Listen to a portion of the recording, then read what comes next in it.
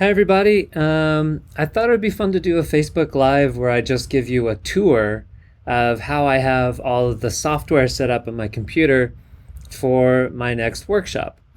So at the last workshop, Intro to the Phase Graph, I used pretty much the same stuff, but I didn't explain it. And then someone emailed me and they said, hey, you should explain how you have your stuff set up because it's kind of confusing when you just dive in and no one's familiar with it. So I thought that would be fun to do here. And it's pretty much the same for this next workshop, but I've added a couple of new things. So the next workshop is called Phase Alignment Science Academy. I'll go ahead and put a link to that in the chat. And as I'm going through this, if anyone has any questions, please just let me know. Okay, so first piece of software we'll be looking at is MAPP 3D. And this is where we'll be doing a lot of tests about where to put the microphone. This is really helpful because I don't have, a concert venue in my house. Someday I would love to do this workshop in a real concert venue or a ballroom or something like that where we could actually move things around. But for now, while we're trapped at home, it's really helpful to have, just a prediction environment here where we can practice moving a microphone around, moving speakers around, and seeing a prediction of how things will change depending on where we do the alignment. So is it better to put the microphone in the center of the room? Is it better to put it on axis with one of these arrays? And then what if the sound system changes? What if we have a center cluster here? Or what if we have, a row of in-fire subs under each of our mains or something like that? And then what about the depth? Is it going to be better to measure at the back of the audience playing here, or maybe at the mix position, or maybe way up here at the front? So we'll be looking at how all those results compare, and we can do that over here in the measurement view. So when we have a microphone in the space, I don't even know which microphone this is, but something just shows up whenever you switch over to the measurement viewer, and we can take a look at magnitude, phase, impulse response, all that stuff like you would normally see in a real audio analyzer. And I've been learning more about MAPP 3D, and so it can't really handle drawing spheres because spheres have they're complex, right? They have so many faces. Not that it can't handle it, but my computer does not have enough processing power to draw a bunch of spheres, but I can draw circles.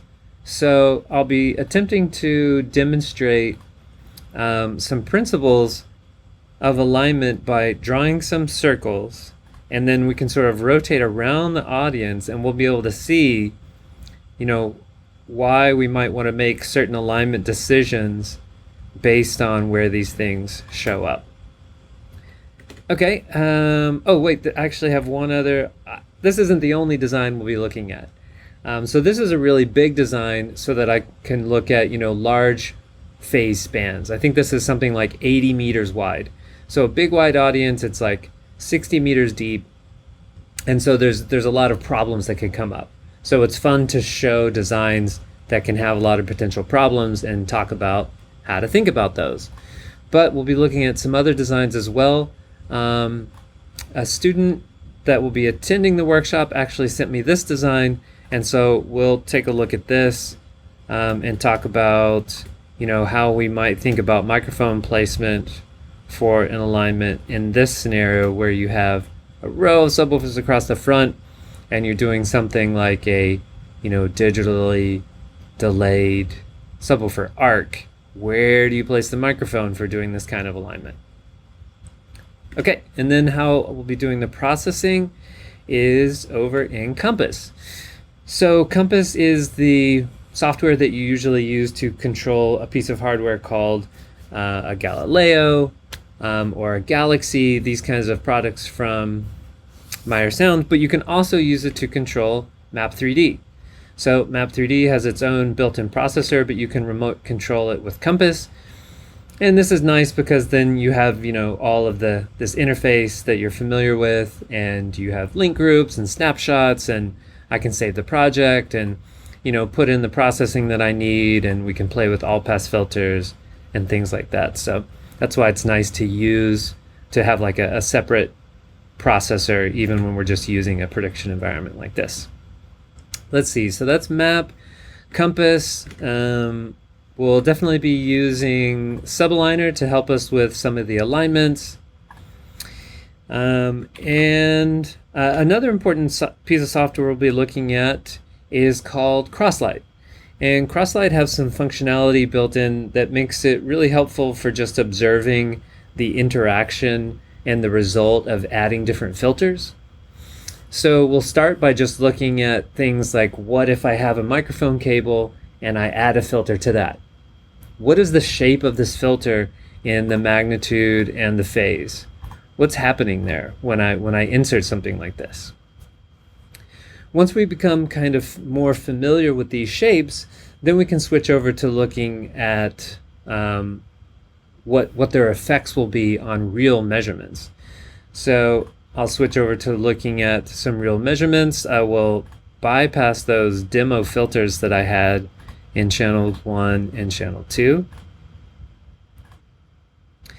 And now we can look at how we might improve some real speakers. So these are some L-acoustic speakers, and we might look at what is this crossover region like? Why do we have this big dip here in the sum?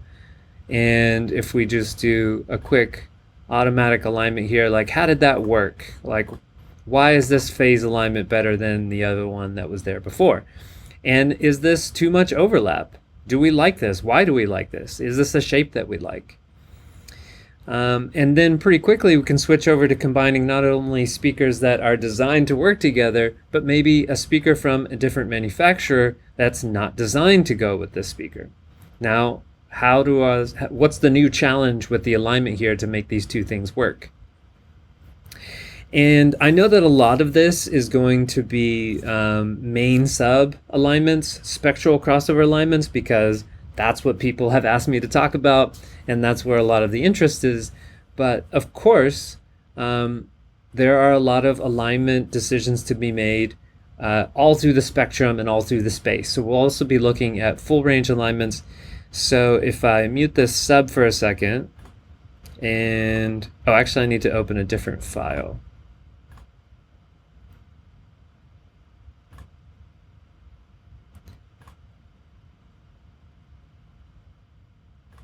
Okay, so I have some measurements of speakers actually sitting right next to me here in my office. And so not only can we look at, another main sub-alignment of some different brands of speakers and how you can go about doing this at home and practicing this at home, but I also have two full range speakers that we can look at combining. And so if we have these two full range speakers, which we can kind of get pretty close to matching in magnitude, what happens if we turn them on together? Why is this big dip here in the response? We don't want that, potentially. So if we take a look at the phase, we can see that we have this kind of problem going on here. So my front fill has this big wrap in the middle. Is there any way I can make these two speakers more phase compatible so that over here in the magnitude, I can get a broader range of summation through the operating range. So those are the main tools I'll be using for this next workshop. And before I go, let me just check to see if there are any questions in the chat.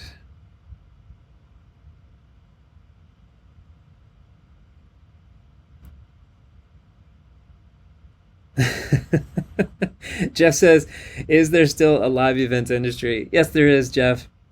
It's slowly coming back. I think we all hope to be back to work very soon. And I know some people that have, shows set up for later this summer and by the end of the year. So I'm definitely not an expert, and I don't have many shows on the books for sure. In fact, I think I only have one coming up, and it's a live broadcast.